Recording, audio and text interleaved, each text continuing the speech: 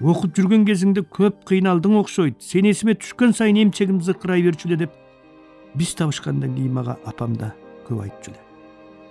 Бала кезимде мен да тентектик кылып, эч ким кечирбей коюп, кара жер тарып турганда барып көкүрөгүнө кулап, өпкө батпай солуктап ыйлаганымда жападан жалгыз энем кечирген. Кудайдан кийинки кудурет эне экендигин ошондо билип, агаң кечире албаган, эжең кечире албаган, ал тургай атаң кечире албаганды, деги эле бул дүйнөдө эч ким кечире албаганды жүрөгүм ыкчылып, жүлүнү сыстап, эмчеги зыркырап турганына карабай баласын курган эне гана кечирерин ошондо түшүнгөм. Эгер ошондо энем болбогондо эмне болот элем? Мен да тиги дүйнөгө тентип кетет белем. Ким билет? Көрсөбүз энебиздин курсагынан чыккандан баштап кара жердин курсагына киргенге чейин күнөөгө толгон жол менен баса токшобойбуз. Ошол күнөөңдүн майда чоңуна карабай, үйдөн узап чыгып кайра келгенге чейин карааныңан кагылып, сени 5 маал намазынын биринен да калтырбай, Кудай айланайын, баламдын азайып көп күнөөсүн кечирөгөр деп, тилеги менен таманыңды тазалап, жүрөгү менен изиңди өпкүлөп, жалынып жалбарып олтурган энеңден бөлөк кимиң бар? Менин да энемден кийин кечире турган киши таппай, асман айды чапчылап, жер тыткылап, көз жашымды көл кылып, агып турган сууга жыгылып, аңкып турган чөпкө кулап, чалкып турган тоо ташка урунган кезим болгон. Анда баары Кудайдыкы болчу. Азыр антип арыс муңуңду тоо ташка да айта албайсың. Азыр сууда, чөптө, тоодо, ташта акчалуулардын менчиги.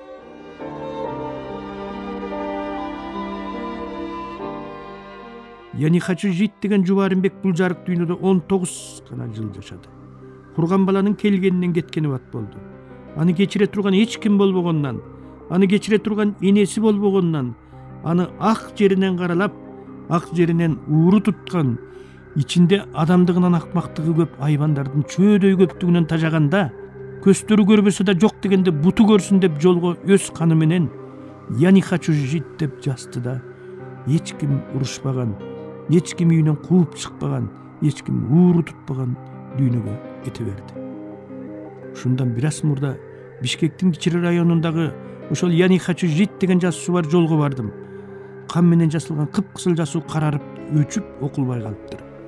Канда ушинтип карарып, кан экени билинбей каларын мен 7 апрелдеги балдардын каны сууда аккан Ала тоо аянтынан көргөм. Дүйнөдө тентектик кылса кечире турган энеси бар балдардан өткөн бактылуу жан барбы? Бул дүйнөдө баары эскирет, баары алмашат, баары карыйт. Бирок жаман менен жакшы гана карабайт экен.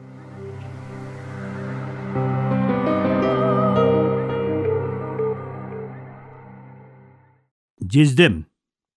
Ошондогу кыргыз айылдарынын баары эле тоо этектетип бир мезгилде салынып, бир уруу бир айыл болуп, бир уруудан тараган уругурук бир көчө болуп, баары бир топурактан казылып келип, бир маалда тигилген көчөттөргө окшоп, бири түз өссө, бири ийир өсүп, бири бутактап, бири шактап, уялап балапан байлап, балдары мына учабыз деп турганда согуш мойсоп кетип, жерден боорун эми көтөрүп кайрадан тирилген журт кайра бир өлүп, жашоосун кайра бир баштаган кези болчу.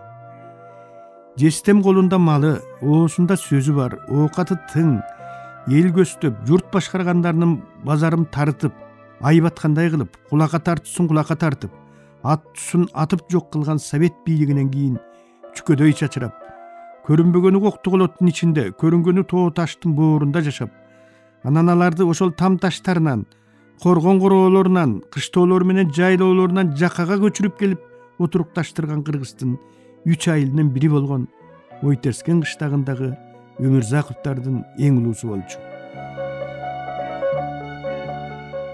Жездемдин энеси Батма кудагый кийин өзү айткандай, биринин артынан бирин чубуртуп тууй берип, биринин артынан бири өлө берип, өлгөнүн көмө берип, акыры колунда Касым, Айтбай, Бакас аттуу 3 эркеги, Гүлүшар аттуу бир кызы калып, 4 баланын ачына айланып, тогуна толгонуп, тозоктун отунда жүрүп чоңойтуп, акыры өлбөгөн адам алтын аяктан суу ичет болуп, өмүрүнүн аягында ата мекендик улуу согуштан аман эсен кайтып келген тум баласы Касымдын колунда көктөп шактап жашап калган кемпир эле.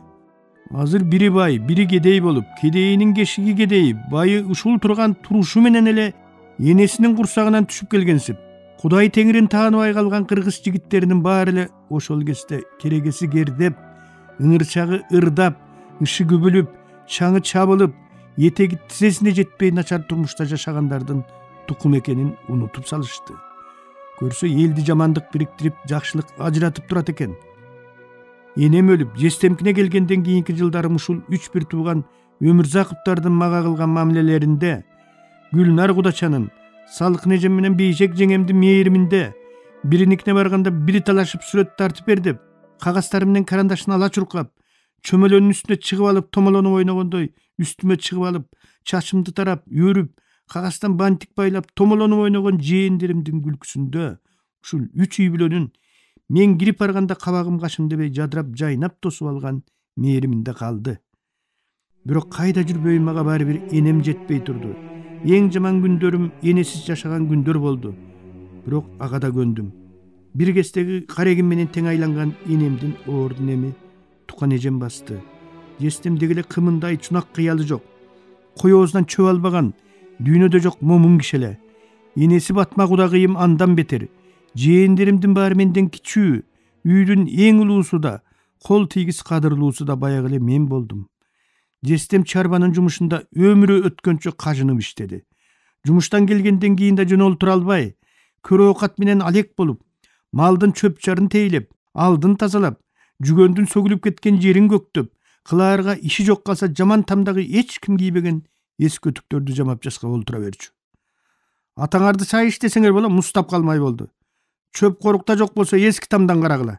Дагы баягы эч кимге кереги жок жаман өтүктөрүн жамап олтургандыр деп, жестемдин энеси Батма кудагый күнүгө ушинтип бир небересин жумшап коюп олтурчу.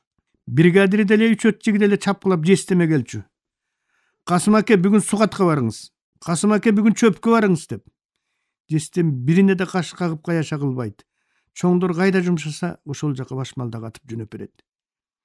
Эсимде, бир жолу демейде келдим баары эз алып жаткан жекшемби күндөрдүн биринде үйдүн тушуна кара түтүнүн бурулдатып, күркүрөп шаркырап келип селитра жүктөгөн 2 маз машина токтоп, артынан жаманатын чапкылап Сукан аке жетип, Касым аке, айылда өзүңдөн бөлөк жан калбай калыптыр. Бул машинелер көчүгүн өзү көтөрүп түгө албайт экен. Чоң короого барып түшүрүп келиңиз. Кайда түшүрөрдү кампанын кароолчусу өзү айтат, деп бакылдап турганы. Жестем ошол бойдон кетип, көчүгү көтөрүлбөгөн 2 маз машинаны өзү жалгыз түшүрүп, кара көгүмдө селитра жыттанып үйгө келгени. Эмгек күнүңдү жасырып койдуң манан деген эжемдин суроосуна. Аны чоңдор өстүрүп билет да деп тим болгонун эстейм. Кудайакы жестемдин айлык алам деп контордун, буюм тайым алам деп дүкөндүн босогусун аттаганын бир да жолу көргөн жокмун. Ал тургай чабарманын жибере берип тажаганда сапкостун парторугу Наркееви Иманказы аке өзү келип, Касым аке, көп эле кежирлене бербей эртең келип сүрөткө түшүп кетиңиз дегенин укпай, сапкостун ардак тактасына илингенди каалабай, таң ата электе туруп эшегин минип алып талаага качып кеткенин билем. Атам жада калса Төркүй кайда экенин эмдигиче билбейт деп жээним Жаныбек каткырчу. Эстемчилине Төркүйгө да башпакчы эмес. Телевизордон согуш кинолорду көрүп калган кездери согуш мындай болгон эмес деп сыртка чыгып кетер эле. Кокус Сталин менен Жуковду көрсөтүп калса дым чыгарбай, көзүн албай олтуруп алып көрөр эле. Мойну башына суу куюп берип атып, далысындагы ок тийген 3 тырыктын ордун далай ирет көргөм. Бирок согуш жөнүндө, далысындагы тырыктардын тарыхы жөнүндө кеп кылганын бир да жолу уккан жокмун, сураган да жокмун. Тукан эжем эне ордуна эне болгон менен жездем өмүр өткөнчө мага үнүн жогору көтөрбөгөн бойдон өттү. Мен энем өлгөнгө чейин же 12 жашыма чейин энемдин ээлигиндеги бала болсом, эжем менен жестемкине келгенден кийин ого бетер түлкүсү түштө улууган Кудай аткырга айландым.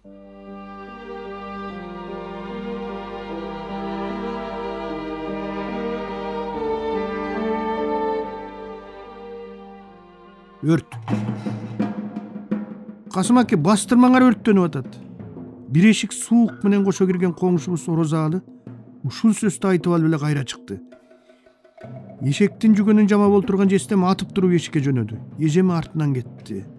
Эмне дейт Катыгүн, Касым, Тукан, турсаңар болбойбу, кокуйгун көйнөгүм гана деп. Кокуйлаган бат менен көйнөгүн колуна кармап алып, көйнөгүн истеп карбыластап атты. Январдын суук түнү болчу. Жаңы эле жаткам. Шашып кийинип сыртка чыксам, бастырманын үстү алоолоп, айры кармаган жестем өрттүн ачкан үй менен чөп корукка кетчү жолун тосуп далбастап жатыптыр. Өрттөнүп аткан бастырманын берки башы ашкан үйгө уланып, артында жестемдин сапкостун өмүрү бүтпөгөн жумушунан колу бошой калган күндөрү түн катып жүрүп чабылган чөбү жыйылып турчу. Кошуналар болуп чака менен чарага кар салып чуркаганыбыздан эч нерсе чыкпай койду. Сай менен үйдүн ортосу кеминде 1 чакырым алыс болгондуктан суу ташып келип өчүрүүгө такыр мүмкүн эмес эле. Бастырманын талы ташталып, ага саманылай төгүлүп жабылган үстү канча жылдан бери какчырап куурап бүткөндүктөн чатырап, күчөп күйүп жатты. Батменемдин жөн эле бирдемелер менен жаап кой десе тил албай, Кудайдын азабын тартып касын бастырма салса да, там салгансып устун жаткырмайын салбайт деген сөзү так ошол шыргый устундар май куйгандай күйүп, андан ыргыган от, үзүлгөн жалын жанатан бир айлабызды алты кетирип, өрттүн ичинен айдап чыгара албай азап тарттырган уйлардын жонуна түшүп, уйкум жыттана баштаганда эсиме түштү. Уйлардын даана айбандыгын ошондо көрдүм. Жестем, кошуналар мен болуп укуруктан да узун жыгач менен жан башына, куйлугуна көрүнгөн жерине сайгылап, эшикти көздөй жан талашып айдаганыбыздан эч нерсе чыгара албай койдук. Уйлар ан сайын көчүктөрүн дубалга такап, төрдү көздөй ыктап, кетенчиктеп туруп алды. Алоолонгон өрт күчөгөндөн күчөп, бастырманын үстүнөн улам бир жери жалбырттап кулап түшүп, түтүн буруксуп, чок чачырап, кык быкшып, төрт тарабын жалын курчап, шыркырап түркүктөр күйүп жатты. Колубуздан такыр эле эч нерсе келбесин түшүнгөндөн кийин жалдырап карап тургандан башка айла таппай калды. Уйлар көз алдыбызда өлүп баратты. Өлгөндө да жөнөлбөй, аңырайып ачык жаткан эшиктен качып чыкса болоорунду ойлобой, мөөрөп, тирүүлөй куйкаланып, он топ кирпиктери өрттөнүп, туяктары эригенде тизелей калып, мүйүздөрү эригенде жыгылып түшүп, көзүнүн айнеги чырдей түшүп тунарып, түтүндүү чел кабык айнектей чынагын жаап, чатырап, ичи жел толтурган чанаштай дардайып, көз алдыбызда өлүп баратты. Мен ошондо биринчи жолу өрттүн ичиндеги жестемдин, өзүмдүн көлөкөмдү карап турдум. Көлөкөбүз кызыл алоо жалынга оролуп, титиреген бойдон күйүп жатты. Кийин көп жылдардан кийин эмнегедир көлөкөлөр деген ыр жаздым.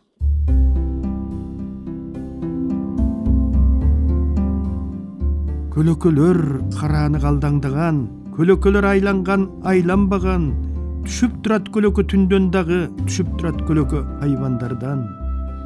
Жалгыз мектеп аястын аптабында, жалын дүрттеп жанымда капталымда, төбөм көккө жетчүле ошол кыска көлөкөмдү тийгизип басканымда. Күн батаарда булуттар кызаруучу, күн батыштан чыгышка куш агуучу, көлөкөбүз ошондо боюн таштап, көпүрөгө жетчүлөй узаруучу. Кездер болот досторда кас санаган, кездер болот тууганда каттабаган, баары жалган, жасалма, жалгыз гана жаныңдагы көлөкөң таштабаган.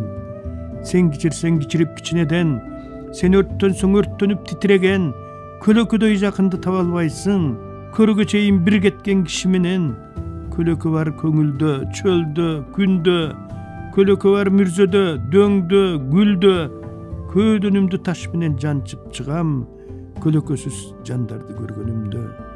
Көлөкөм деп күн сайын жалбарынган, түшүп турсун көлөкө балдарыңдан, адамдарды сактай көр Кудай, Кудай, көлөкөсүз куу жондо калганынан. Өзүңөрдөн өзүмдү бөлгөн кезде, кайранбашты кара жер көмгөн кезде, көлөкөмдү жайына жөн койгула, мени менен бир жатсын өлгөн кезде.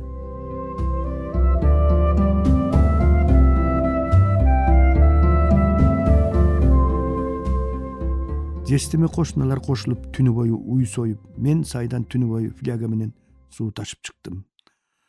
Уктуңарбы, түндө касымдын бастырмасы өрттөнүп, 3 уyu тең күйүп өлүптүр деп, күл төккөнү чыккан шуру дагы бир күл төккөнү чыккан аялга айтып, анысы дагы бир аялга айтып олтуруп, күн чыкканга чейин бул жаңылык радио кесисиз эле айылга дүңдей түштү. Бригадир бул күнү жестемди малга чөп туураган жумушка айдаган жок. Жаман болгон тура Касым аке, кырсык деген качкыбактын ортосунда деген ушул. Атасынын көрү мал табылат, башы көсүңүздөн садага. Андан көрө сиске келчү жаманды ушул кырсык менен биротула чыгып кетсин деп көңүл айтып кетти.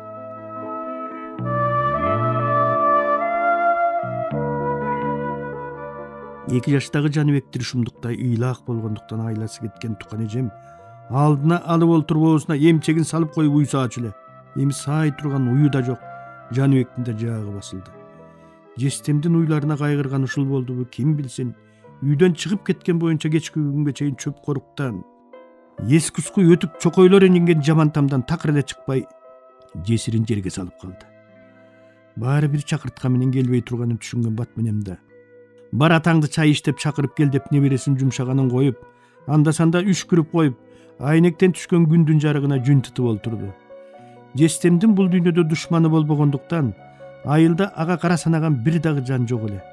Кийин мен тараанчынын бутуна кересинге чыланган жип байлап туруп шереңке чагып учуруп ойногон балдар бар экенин уктум. Малды, тамды камсыздандыруу деген дагесте чарбанын конторунда иштегендер эле билбесе, Жездеме окшогон карапайым кишилер билчү эмес. Анткен менен кышта еттигенен жеп оңо түштүк.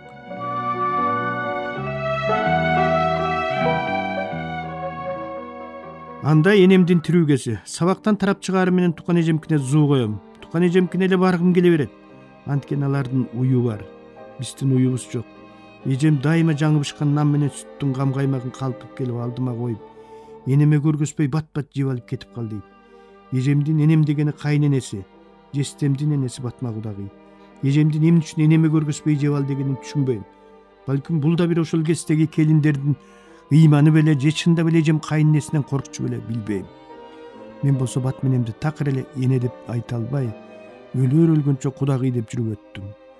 Айылыбызда бир да мечит болбогону менен, агесте айылдын пейили, элдин динге болгон ишеними менен мамилеси тунук, баланын ниетиндей байоо, азыркыдан алдаганча адал, алдаганча таза эле.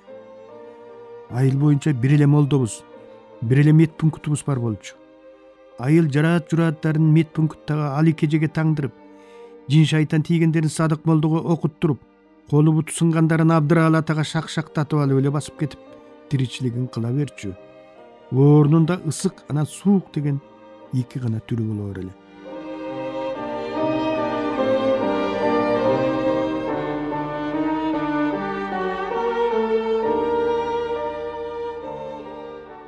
Тукан эжемден анын колунда өткөн балалыгымды сурамжылап олтурам. Кара жумушка кандай эле меже дейм. Өлгөндөй жалкоо болдусуң дейм. Койсоң, сабактан келип эле бастырманын ичинде жүрчү эмес белем, жумуш жасап дейм. Жумуш жасабай жумуран кал. 8 баланын азабы бир тең, сеники бир тең болгон. 2-3 күн үйгө түнөбөй, дайныңды айтып койгонго жарабай, жоголуп кеткениңде үрөйүм учуп, жүрөгүмдүн түшкөнүн айтпа. Жалгыз неме дагы эмне болуп кетти, бирөөлөр уруп койдубу, сабап койдубу деп, оюм оңго, санаам санга бөлүнүп, анан темселеп айылды түрө кыдырып, сени истеп, тең туш балдарыңдын үйүнөн таппай, анан Дүрдананын далисинен Батинкеңдин турганын көргөндө эсиме келип, бурулуп алып унчукпай, ыйлап үйгө кетер элем дейт эжем. Эжем айтпай жоголуп кетпей, мен үчүн чемишке чакканда да жеңил эле. Мен кечиксем эле Тукан эжемдин жүрөгү зырпылдап, сарсанаа болуп, тикендин үстүндө олтургансып жүрөгү түшүп, айласы курганда акырын үйдөн чыгып мени издеп жөнөп, эмне болсо да энемдин аманат аман болгойлу деп, көрүнгөн тааныш балдардын үйүнө кирип, жолдо баратып ичине сызылып ыйлап жүргөнү менен ишим эмне? Жолумду тоскон кишим жок, төрт тарабым кыбыла, жыргал. Ошентип издеп келатып, жолугуп калган кезинде, эмне истейсиң? Жоголуп кеткендей мен эмне мал билем. Бүгүн барбасам бир күн барам да деп опулдап, кайра эжемди коркуткан айбандыгымды эстейм. Сиздер, урматтуу радио угуучулар, Кыргыз Республикасынын эл акыны, Токтогул атындагы мамлекеттик сыйлыктын лауреаты Шайлообек Дүйшеевдин Агындылар аттуу китебинен автордун көркөм окуусунда улантып уктуңуздар.